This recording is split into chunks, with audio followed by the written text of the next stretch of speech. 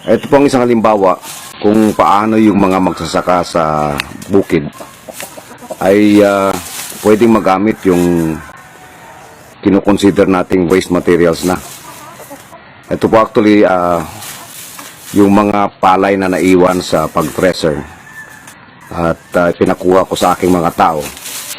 At ngayon makikita natin pinagkakaguluhan ng mga inahin at gustong-gusto nilang kainin. Ang tawag dito sa wikang Ilonggo, uron-uron, o yung mga naiwang mga butil ng palay na medyo manipis at ito ay naiiwan sa pag-thresher at iniiwan lang actually ito sa bukid upang mabulok. Pero ito nakikita natin kapag binigay natin sa ating mga manok ay gustong-gusto nila itong kainin at ito'y makadagdag sa kanilang pangingitlog.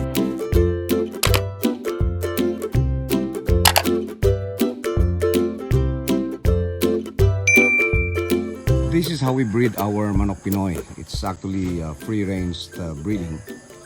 We just let loose the hens and the roosters.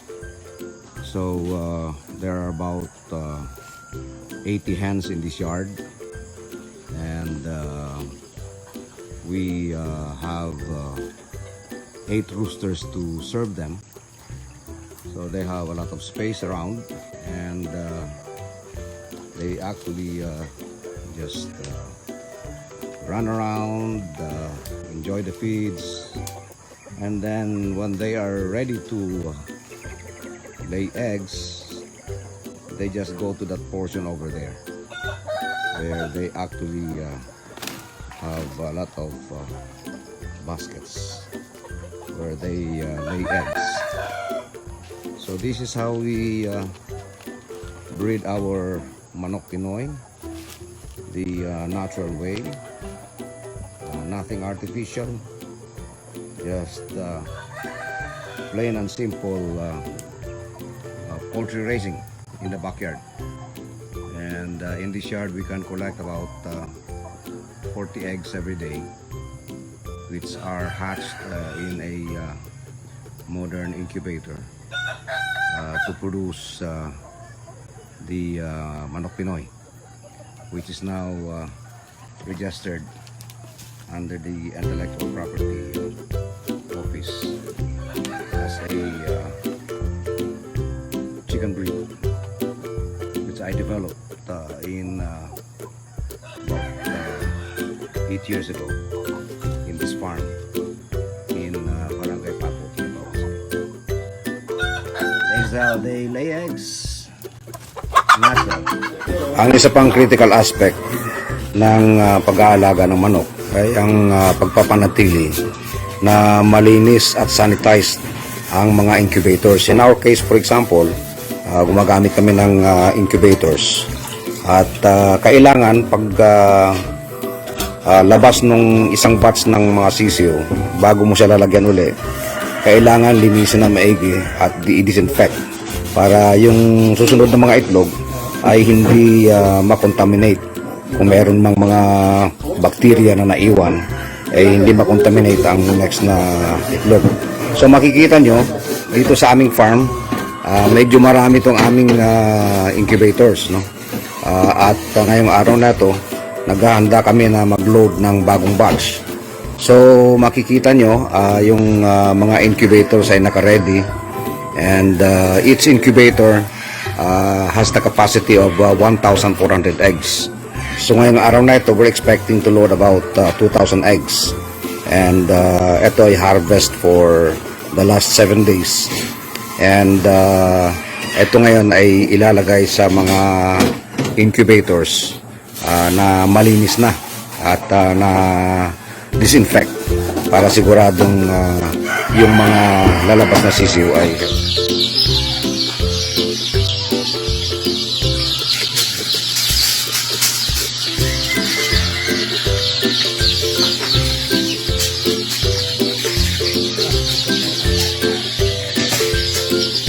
Healthy sila, no? Piso tanan rin ito. Oh. 220.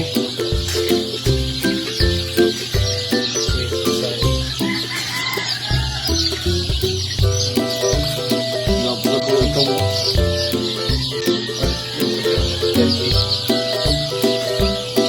238. Dugangin 200 doy para mag 240. Okay, 240 na.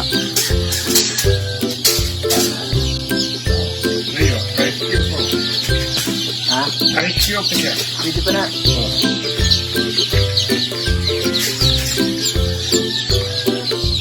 Kailan nang imo? 35. Ha? 35. 135?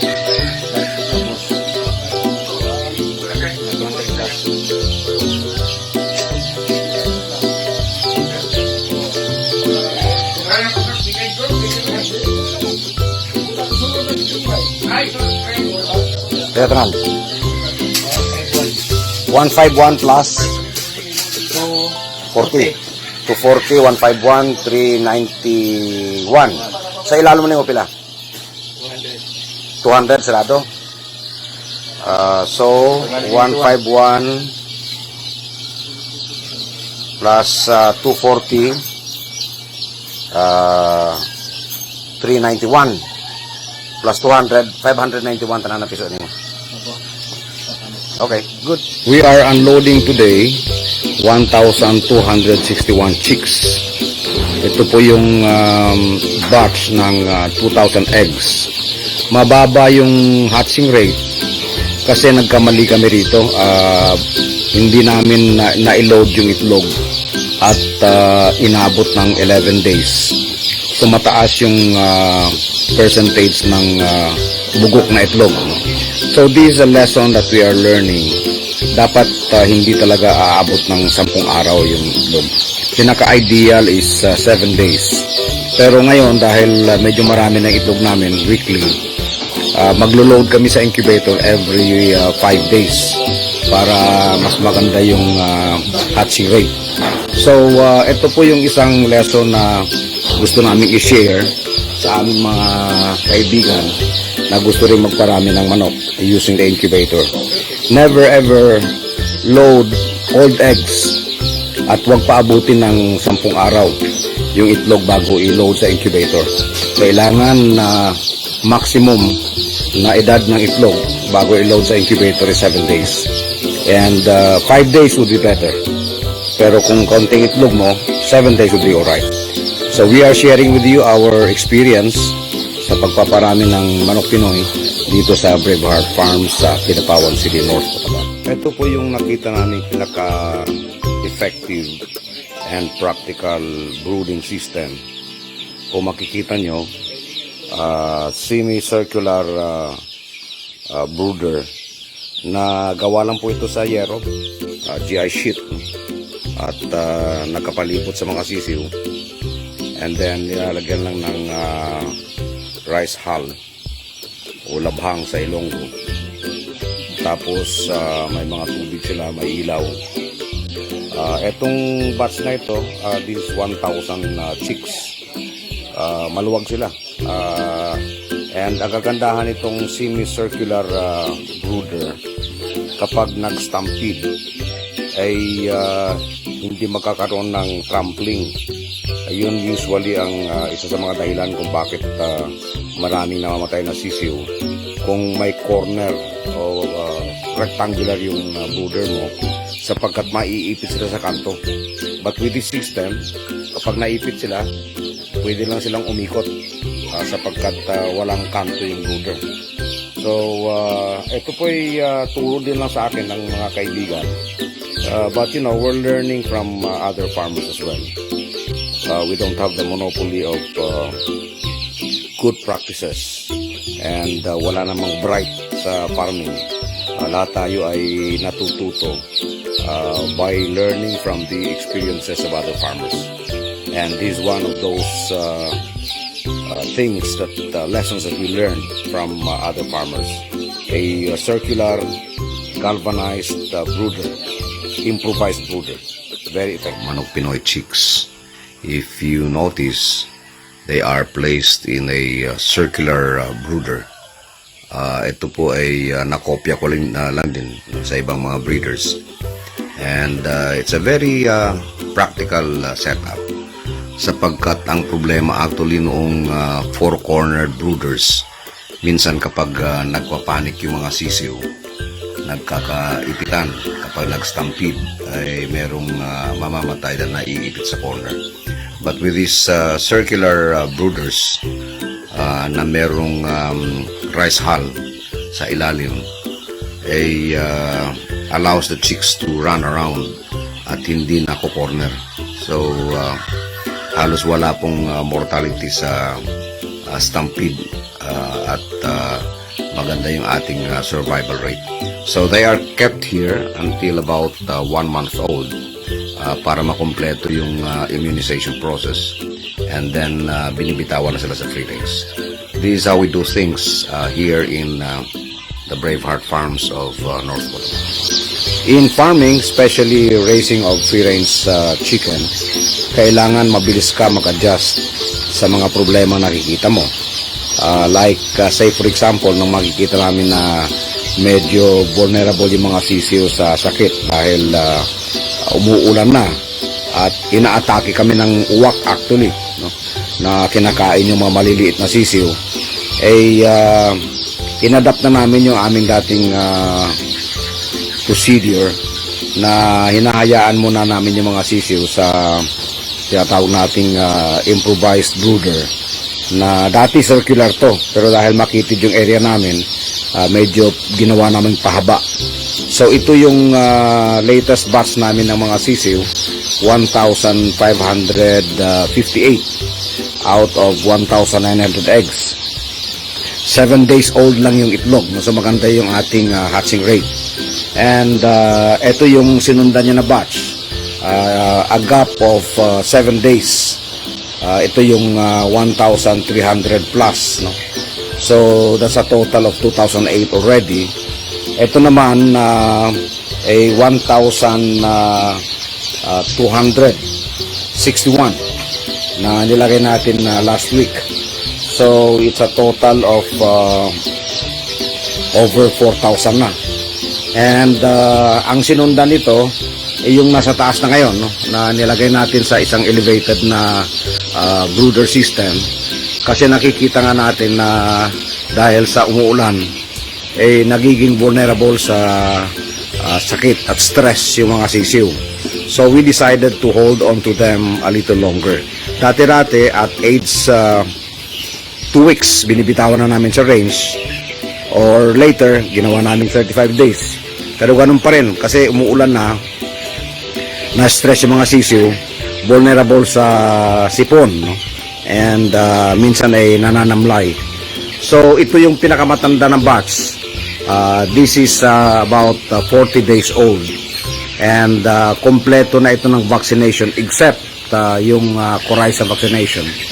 Tapos na ang mycoplasma, which is for sipon, and after 5 days ay titirahin ito ng coryza vaccination. Ito naman, kompleto na hanggang fowl pox. Ang kasunod na lang ay mycoplasma and then yung coryza. After that, itong unang batch na ito, at age 45 days to 50 days old, pwede na naming bitawan yung mga lalaki sa free range. At yung mga babae, iwan namin dito para mapangalagaan yung kanilang health, sapagkat yun ang gagamitin natin mga breeders. So ito po yung mga adjustment sa farming, no? Walang constant sa farming. You have to adjust as a situation arises. That's a lesson that I would like to share with you in farming. The reality. Isa po sa pinaka-importanting farm management practice sa pag-aalaga ng manok ay ang pagbabakuna. Ngayon po ay nagbabakuna tayo ng mga sisiw ng fowl pox vaccine. Ito po ay kontra bulutong.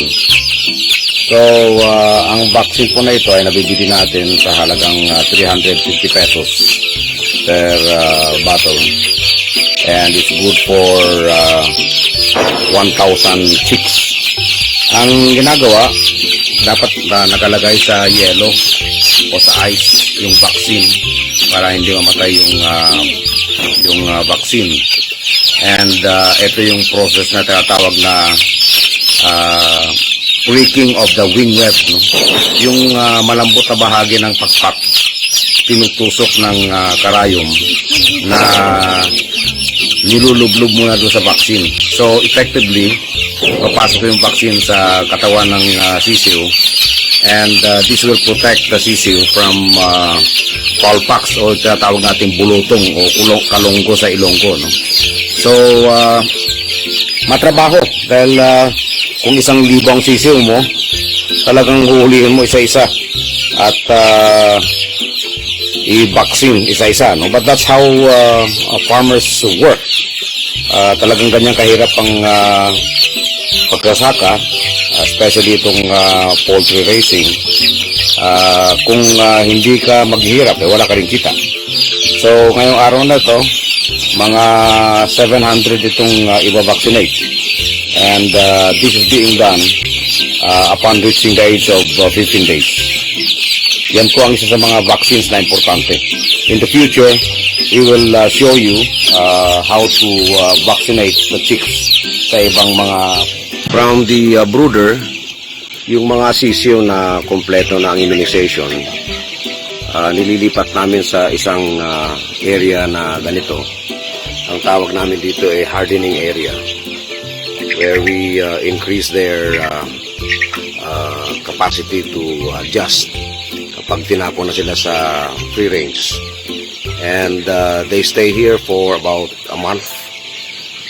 So pag tapon namin sa range, mga nasa 2 months old na sila. And take note, kung mapapansin nyo, meron kaming inilagay na mga uling. Ito po yung naipon namin sapagkat nagpapauling kami sa farm ng mga kahoy na rubber na pinuputol namin. And this is one of the most important discoveries we made. Noong naglagay kami ng uling sa kulungan ng mga manok, nawala yung amoy at saka kumonti yung nagkakasakit na sisiw. In fact, very minimal yung incidence ng sipon at saka panlalambot. So, I am sharing this with you kasi baka pwedeng subukan din sa inyong farm na lagyan ng uling yung kulungan ng inyong mga sisiw para mawala yung amoy and magiging mas healthy ang inyong mga sisiw. Mga simpleng leksyon na natutunan natin sa practical farming. At ito po ay binabahagi natin sa ating mga kapwa magsasaka so that they can learn a lesson or two. 6 years ago, I started improving the native chicken that I have in my farm. And I came up with the idea of giving them more meat, improving their egg-laying capacity, and most of all, coming up with a breed that would be distinctive. Today, 6 years later, I have developed this distinct breed of chicken, which I call Manok Pinoy. They will come out black with a lot of meat in their body, improve the laying capacity, and hopefully before the end of the year, I will already be able to commercially introduce Manok Pinoy in the market. So this is the result of my personal experiment, and I would like to emphasize that even as Secretary of Agriculture, I have made sure that I will be able to visit my farm every now and then, because I personally actually supervise my own breeding program. I don't actually rely on my farm workers to breed for me. I make this own breeding, and I proudly claim to be the breeder of this new breed of Philippine backyard chicken, which would have more meat and more eggs, and I call this Manok Pinoy. This is my contribution to the Philippine backyard chicken industry. Feeding time dito sa yarda, and makikita nyo itong batch ng sisiyo na ito. This is over 1,000, and it's 7 o'clock in the morning. Ang feeding time nila is between 7 and 8. Kaya itong mga ito nasanay that at about that time meron silang pagkain. This is very critical actually sa pag-aalaga ng manok. Meron din sila kasing tinatawag na biological clock. Kaya pag nasanay sila na pinapakain between 7 and 8 or any time for that matter, dapat consistent yung pagbigay mo ng pagkain sa kanila. Sapagkat kung hindi ay magkakaroon sila ng stress and magiging vulnerable sila sa sakit. So mga simpleng lessons actually, practical lessons in backyard chicken farming here at the Braveheart Farms of North. The Braveheart Farms in Kidapawan City.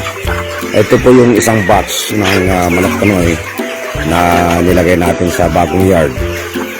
Sa ilalim po ito ng rubber trees at saka lansones. At makikita nyo talagang masigla sila, and we have already started feeding them with our own formulation ng sarili naming gawang feeds, no? Mais lang, darak, and then may kaunting fish meal at oyster. Ito yung feed formulation na ibinigay sa akin ng isang feed formulation expert na wala na pong chemicals, walang antibiotics, at puro natural. We hope to be able to maintain this para yung pong ating manok na kakainin ay ligtas po sa gamot at chemicals. So ito po yung mga eksperimentong ginagawa natin dito sa Braveheart Farms sa North Cotabato para po sa isang maunlad na agriculture. Naniniwala po ako sa investing in the future. Dito sa yarda na ito, makikita nyo yung nagpapakain. Nandun sa dulo si Ahmed, yung tatay. At itong dalawang bata na ito ay tumutulong. Pero itong isang bata na ito, Jim, tanaw dito Jim. Ito si Jim. Pinapag-aral ko to ng veterinary medicine. At may kontrata na kami na pag-graduate niya bilang Doctor of Veterinary Medicine, dito siya magsisilbi sa Braveheart Farm. So, walang klase ngayon, kaya nandito siya, tumutulong. And weekends pati, no? Tumutulong siya rito, kasama yung tatay niya at saka yung batang kapatid. Pamilya pong involved dito. This is actually a family undertaking. Tatay lang ang may sweldo rito, but since scholar ko si Jim, tumutulong siya sa pagpapakain ng manok, and in the process tingin ko natututo siya. So I don't think it will be difficult for him to really learn how to raise chicken and take care of chicken when he becomes a veterinarian one of these days. So ito po ang totoong investing in the youth para sa tinatawag nating agriculture. Ganyan po ginagawa natin, very practical na pamamaraan and very personalized na pagpapatakbo ng farm dito sa Braveheart Farm sa North Cotabato. Ito po ang isa sa bagong breeding yard natin. We have about 600 pullets in this yard. At ang yard po na ito ay malawak. This is our biggest yard so far. Siguro ito ay mga kalahating hektarya. We have about 600 pullets in this yard right now, but we are intending to increase this population to about 1,000 pullets and 200 cockerels. So makikita nyo, masigla yung mga manok, and if you would notice, mapupula yung mga pisngi nila. Ibig sabihin yan, healthy sila.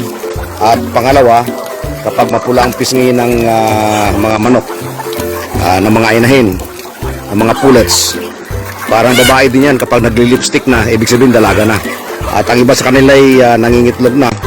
In fact, ito yung mga itlog na nakuha ko kanina. Pero maliliit pa ito. Hindi ba pwedeng gamitin for breeding? For hatching rather. But very encouraging. So, this is how we do it in the Braveheart Farms of Kidapawan City, North Dakota. Ngayong araw po ay nagpupulga tayo. And ang pinupulga po ngayon ay mga 1,100 na mga manok between 2 months to 2 months and a half. Ito po yung napili na natin for breeding. And ang ginagamit po natin na pampurga ay yung betel nut o bunga. And dinahati po ito into 4 parts at binibigay sa mga manok. Napaka-effective po nito sapagkat lahat ng klaseng bulate ay lumalabas talaga. So, nilagyan muna ng net, kinulong yung mga manok, and individually ay binibigyan ng tag-iisang subo ng purga. So, ganyan po katrabahoso itong pagpupurga ng manok. But, you really have to do this. Ito yung tatawag nating pagtsatsaga. At sipag lang talaga. So, can you imagine 1,100 na manok na pupurgahin mo? And this would take siguro mga isang araw.